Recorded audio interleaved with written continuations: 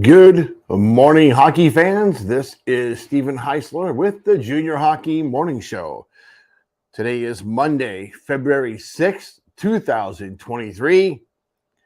We are on the World Sports Broadcasting Network, WSBN.TV, Facebook, Twitter, YouTube, and hopefully in your office, car, TV.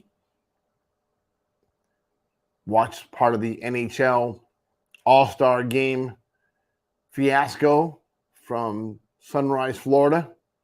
Have to say that was the most embarrassing moment probably in National Hockey League history. Aside from the complete lack of fan support, nobody was there. The events were a joke. I just had to say it. I remember growing up as a kid, well, about 100 years ago, and the NHL All-Star Game was a gala. People stuffed the seats. You couldn't get a seat. Now you can't sell them. Just ridiculous. Another reason why the Florida Panthers need to move to Orlando. Just saying. USHL scores from last night. All three of these games ended with the visiting team winning 3-2. Lincoln at Sioux City, Green Bay at Cedar Rapids, Tri-City at Sioux Falls. That game in Cedar Rapids did go to overtime.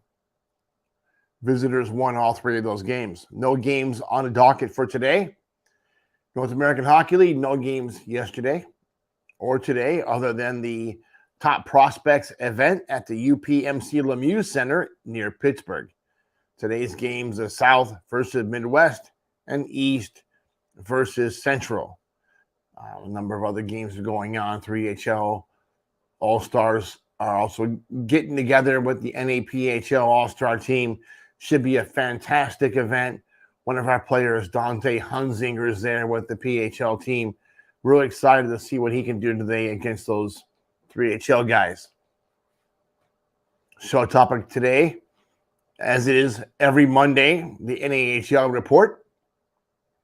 If you are a member of our junior hockey discussion group on Facebook and have a question or something to add to today's show, Tomas will be monitoring during the live show, and he will get to your comments at the end.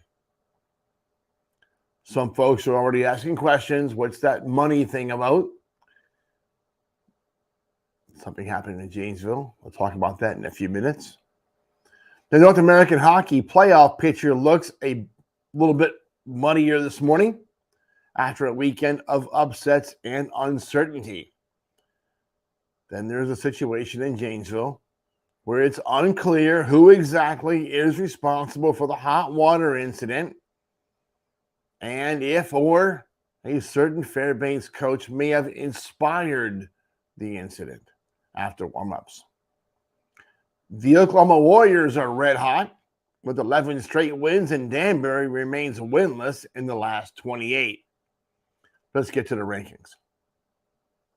The A teams, and A is a 725 win percentage or more. Only two this week. Oklahoma Warriors, 31-6, 0-1, 829 win percentage. Garrett Roth and the top-ranked Warriors managed to stay focused in their visit to Corpus Christi, unlike Lone Star. Others rocking the ice waves in the sweep. Winners of 11 straight games, Oklahoma's lead in the over-competitive South Division is now at 7 points. Odessa visits the Blazers Ice Center in Oklahoma City this weekend. Good luck with that. Number 2, Maryland Black Bears moved up without playing a game. 27-9-4-0, 725 win percentage. Clint Monlock's Bears find themselves in the number 2 spot this week despite not playing a game. Maine visits this weekend with every intention of skating out of town with points. Will the Bears be able to stop those plans? We're going to see. Maryland suffered from inconsistency all year. Maybe reading too much of their own press. Watching the standings a little too closely. That big lead's kind of shrunk a little bit. Our B teams, B grade, 600, to 724 win percentage. Number 3, Lone Star Brahmas, 26-9-1-3, 718 win percentage. Wild Funk's Brahmas have just 4 wins in the last 10 games and even managed to lose a game at home to Amarillo this past weekend. Disgraceful. Look for an angry Wild Funk to have his team more than ready for this week's trip to Amarillo. Something about the Brahmas in Amarillo, they are very comfortable with that drive. Tomas and I made that drive a couple years ago. Was it last year? Last year. Fun run out to Las Vegas, right along that route from Wichita Falls to Amarillo. Not a lot to see there. But the Brahmas have got that run down to a science. They have an excellent record in Amarillo. Number 4, Austin Bruins, 25-9-3-4. Steve Howard's Bruins split the weekend home and home set with North Iowa. That was so much fun. The same 2 teams do that again this weekend. Oh boy. Number 5, New Jersey Titans, 25-13-1-2, 646 win percentage. Craig Dormis's Titans looked awful at home while barely getting by that horrendous hat tricks in the weekend sweep. 4 points are 4 points, and New Jersey won't be giving any back. The Titans are off this week. Maybe feeling some shame. And I'm thinking that the veteran coach will take the opportunity to get his team reacquainted with that strange word, intensity. Number 6, New Mexico Ice Wolves, 24-14, 2-1. Phil Fox and the Ice Wolves easily swept the visiting Rhinos over the weekend and now have 7 wins in the last 10 games. Shreveport buses in this week. It's a long bus ride from Shreveport, Louisiana to Albuquerque, New Mexico. Fun, eventful. Get to see that stretch between Wichita Falls and Amarillo. It's always exciting. Number 7, Minnesota Wilderness, 23-12, 2-4, 619 win percentage. Brett Skinner and the Wilderness Midwest Division lead is losing a bit of ground after getting swept at home by the Wendigo. Skinner's crew gets this weekend off before visiting that same Wisconsin team the following week. Speaking of the Wendigo, number 8, 23-15, 1-1, 600 win percentage. Blake Hytilia's Wendigo got back on the winning track while picking up a valuable road sweep at division-leading Minnesota. Only top-ranked Oklahoma has more wins, 10 in the last 10 games. The Wendigo has 8. Anchorage comes to town this week. Coffee break. This coffee break sponsored by the North American Hockey League and Bustelo Coffee Company. Alex, that plug is free. I just want one of these new cups again. This one's getting a little beat up. Dropped it. It made its way back from Minnesota to Florida, missing the bottom. Good stuff. Our C-grade teams. Oh, I'm sorry. I forgot Shreveport. Number 9, Shreveport Mudbugs, 21-13, 2-4, also with a 600 win percentage. Jason Campbell, Soupy, and the Bugs picked up a trio of points in the series split at Odessa. Shreveport can close the 3-point gap between themselves and the Ice Wolves when they visit Albuquerque this week. That's going to be a lot of fun. Now the C-grade team. You know, I told you guys earlier in the year that the Northeast Generals weren't all that. Very uneventful team. Now they dropped to the C level. Saw that one coming. 22-14, 4-1, 598 win percentage. Brian Erickson's Generals looked a bit inept while getting swept at Johnstown. That's a nice way of putting it. Generals were completely outclassed by the Tomahawks. Let's see if they can bounce back when Philadelphia visits the Sport Village this week. Dozens of fans will be there. Number 11, Fairbanks Ice Dogs. 23-16, 4-0, 581 win percentage. Dave Allison's Ice Dogs were smothered in Friday's 6-2 loss at Janesville. There are rumors, speculation, maybes. Don't sue me, Rob Prophet. There are rumors that the veteran coach may have slipped the Janesville Zamboni girl an envelope full of cash after Saturday's warm-ups, and that's why she cut an unrepairable hole in the ice that forced the postponement of the game. Serious allegation. It's a rumor. May not be true. The game will be made up when the Jets visit Alaska later this month. I suggested playing that game in Wasilla, Alaska. Janesville's not actually going to Fairbanks. Wasn't planning on it. So maybe Fairbanks can come down to the Valley, get an NA game at the Menard Center. That'll be good. The Ice Dogs are off this weekend before visiting Kenai River on February 17th and 18th. Number 12, Maine Nordiques, 2015 1-1. Pinch and the Nordiques sent the high-flying Rebels back to Philadelphia without a point in a series that may have ended any thoughts of the Rebels catching Maine. The Nords visit Maryland this weekend. Number 13, Janesville Jets. Jets, Jets. I can't even say that. Janesville is 2015 3-4, 560 win percentage. Joe Dibbo and the Jets smoked the visiting Ice Dogs 6-2 Friday before Saturday's game had to be postponed due to a ice resurfacing mistake, allegedly. Janesville is off this week before heading up to Alaska the following 2 weeks. It's going to be fun for them. Get to go do a little fishing on the Kenai. Always nice in February to fish on the Kenai. Bring your hole puncher. A little cold. Number 14, Amarillo Wranglers, 2016 2-1, 551 win percentage. Harry Mahood's Wranglers bounced back from the disappointing loss at Oklahoma with a solid 4-1 road win at Lone Star. The Brahmas return the favor Saturday night and visit the bullpen in Amarillo. I really thought Amarillo was going to lose all three of those games. They played Oklahoma first and 2 games in Dallas or Fort Worth area.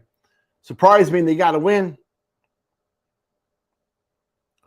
Number 15, Minot Toros. Can I say that without the Spanish accent? Minot Toros. Toros? Okay, there you go. 21-17, 1-1, 550 win percentage. My house is a mess. My tongue is twisted. Cody Campbell's Toros are in a dead heat with Aberdeen in a fight for playoff positioning. The weekend split in Aberdeen this past week did not change anything. Minot host the Wings this week in a series with a lot riding on the line. I know it's only February, but every single game in the Central Division has playoff implications. Speaking of the Aberdeen Wings, number 16, 2016 2-2, 550 win percentage. Langer's Wings split the entertaining home series with visiting Minot. Winners in just 3 of the last 10 games, the Wings will have to get a little more from the crew this week when they visit Mesa Arena in Minot. That'll be fun. I don't know why the league does this. Back-to-back weekends against the same team. Usually the turds hit the fan by the 4th game. Fun times. Speaking of fun, number 17, St. Cloud Norseman, 19-16, 2-3, 538 win percentage. Corey Millen's Norsemen picked up 3 points in the home battle with bitter rival Bismarck. That war continues this weekend when St. Cloud visits Bismarck. Here we go again. I think it's hilarious. Like Lane, love Corey, 2 great coaches. Well, how does Corey Millen beat Lane from the bleachers? Love seeing that. Corey is a hell of a coach. You know he's a great coach when he can beat you from the seats, not even on the bench, and he's still smoking you boys. Best thing the league did was suspend Corey Millen. Now he's pissed. And his team is pissed, and they're all bound together to beat the hell out of the NAHL. Watch him turn around and win the Robbie this year. That'd be awesome. Number 18, Johnstown Tomahawks. 19-17, 2-0, 526 win percentage. Mike Latiza and the Tomahawks are winners in 6 straight games after sweeping the visiting Generals at the War Memorial. Nicely done. Tommies are hot. Tommy Hawks. Let's see if Johnstown can keep the streak going when Danbury visits this week. You know, one of Danbury's only wins came against Johnstown in the first game of the year. They've won 1 game since. Don't let it happen this weekend, Johnstown. Number 19, Odessa Jackalopes. 19-7, 1-1, 526 win percentage. Scott Dewar's Jackalopes split 6 points in the weekend pair of home games in Odessa. Interesting. Things could have get complicated in a hurry if the Jackalopes can't slow down the Warriors when they visit Oklahoma this weekend. That Mudbugs Jack series was excellent. Both games in overtime, 1 overtime, 1 shootout. Great weekend of hockey in Odessa. A lot of fans, a lot of support. Looks like the Permian Basin is starting to get serious about Jackalopes hockey again. It helps to have a winning record. This team's easy to cheer for. They're a blue-collar team, really built in Dewar's image. Like the way he put this team together. It's a good outfit. Could do something in the playoffs so they can scratch their way up into the top 4. Number 20, Anchorage Wolverines, 18-16, 5-1, 525 win percentage. Evan Trupp and the Wolverines could be in serious trouble after losing 2 of 3 at Springfield. This week's set of games at Wisconsin look like must-wins if Anchorage wants to remain in playoff discussion. How does this happen? How do you go from being a Robbie finalist last year, making it to the championship game, and this year just not doing it? Goaltending. Last year, you had Robbins doing a fantastic job for the Wolverines and the other guy just not getting the job done. This year, it's more of the same story, but there's no Robbins. It's not good.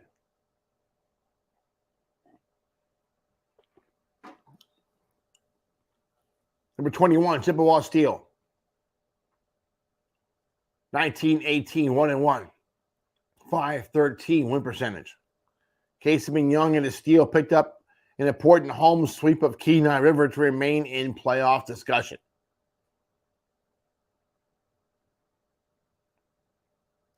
Cooling off the visiting Red Hot Blues this weekend would also keep those discussions going. Chippewa has goaltending. They have defense. When the goaltending is there, they can beat anybody. Look for them to cool off the Blues this weekend. Number 22, Bismarck Bobcats. 18-17, 3-2, 513 win percentage. Lane Sadevi and the Bobcats split their series at St. Cloud in a series that was stuffed with intensity. Absolutely. Let's hope the pot does not boil over when the same 2 teams meet this week at the VFW Sports Center in Bismarck. Okay, Frankfeld. If the turds hit the fan this week in Bismarck, you can't blame Corey Millen because he'll be on the seats. Can't blame Corey. It's not his fault. I suspect there will be trouble in Bismarck. And it's interesting that every time that happens, when St. Cloud's involved, St. Cloud gets the butt end of the punishment. Yeah, these 2 teams don't like each other. That's clear. Referees don't like St. Cloud. That's clear. So this weekend will be interesting. Corey, don't go into the dressing room after the game. Don't go near the tunnels. And please, God, don't meet any referees in the parking lot. That would be against the rules. You feel shame. Number 23, speaking of shame, Kenai River Brown Bears, 21-21, 1-5-12 win percentage. Tater Shaw's Brown Bears got rocked at Chippewa, but we'll get this week off before hosting Fairbanks in Soldotna at the Sports Center on February 17th and 18th. 11 days from now. You know, Kenai went to Fairbanks, and I'm not going to say they gave up. Well, they certainly gave Fairbanks 2 wins. Wasn't pretty. I've always suspected that Prophet may have his hand in Nate Keel has his hand in Prophet's pocket all the time. Maybe that's why certain things happen all the time. But this will be interesting this weekend. Listen, whenever Kenai gets the best of Fairbanks, the Kenai coach goes somewhere else. It's been ridiculous. This has been an ongoing story for years. When is the Peninsula going to figure it out? Number 24, Springfield Blues, 19-19, 0-0. 500 win percentage. Alrighty then, the Blues are back to 500 after taking 2 of 3 games against visiting Wolverines, picking up 5 valuable points in the process. Still 8 points out of 4th place. It's clear that Springfield is not tossing the towel in just yet. This week's road to Chippewa will be fun to watch. They'll certainly face better goaltending. Number 25, North Iowa Bulls, 18-18, 2-1, also a 500 win percentage. Todd Sendon's Bulls picked up 3 points in the weekend home-and-home set with division-leading Austin. The Bulls are just 4 points behind St. Cloud in the battle for that 4th playoff position. North Iowa faces the Bruins for the last time of the regular season, again this weekend. Our D clubs, and there's only one, 350 to 474. The Philadelphia Rebels were at 26, 17-21-1 record, really on the edge of climbing up into the C category. They could have done it this last weekend. We had high hopes for Justin Hale and the Rebels before they got swept out of Maine. Instead of knocking on the door of the number 4 spot in the division, Philadelphia squandered that opportunity and now 6 points out of that coveted position. The bus rose to New England for games Thursday and Friday against the Generals. Oh, that'll be exciting. Philadelphia, you can absolutely beat the Northeast Generals. Buckle down and get that job done. I like this Rebels team. It's much better than it has been in the past. Enjoyable, entertaining to watch. You guys got some talent around there. Beat the Generals. Good guys versus bad guys. Speaking of bad guys, F, failing. Win percentage of 0 to 349. Number 27, El Paso Rhinos, certainly fall into that category, with an 11-25, 3-0 record, a 321 win percentage. Jensen, what are you doing with the Rhinos? They just keep slipping since you've been the general manager. Joe Coombs' Rhinos have just a single win in the last 10 games after getting swept at Albuquerque or New Mexico. Only Danbury has done worse. All that can change this weekend when Corpus Christi visits the El Paso County Event Center.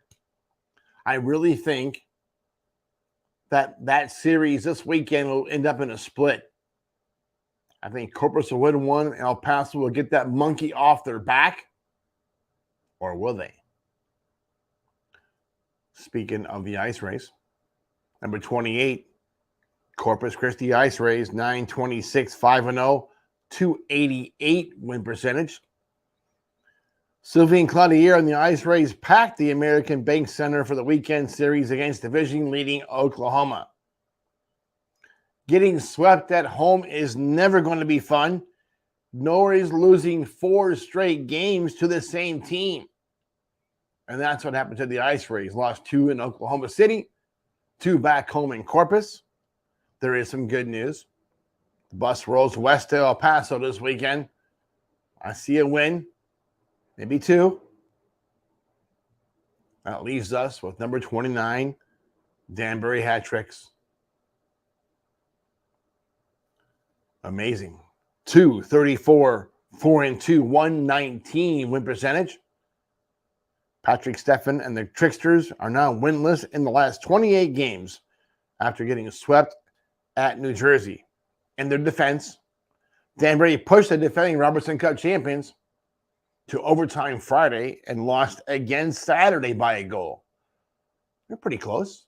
Was that because New Jersey is playing down to their level? Sure looked like it. That was some pretty horrible hockey. What are the possibilities that this weekend's visit to Johnstown will produce a win? Not good. Not good. Tomas, any questions from the peanut gallery? Sorry, I call you guys a peanut gallery. No questions. That's impressive. It's a good Monday. We're in February. Playoff push is upon us. Everybody's jockeying for position. Really only probably 4 teams, 5 teams are really out of it when it comes to the playoffs. That number will start rising quickly. And you'll see teams that are on the bubble.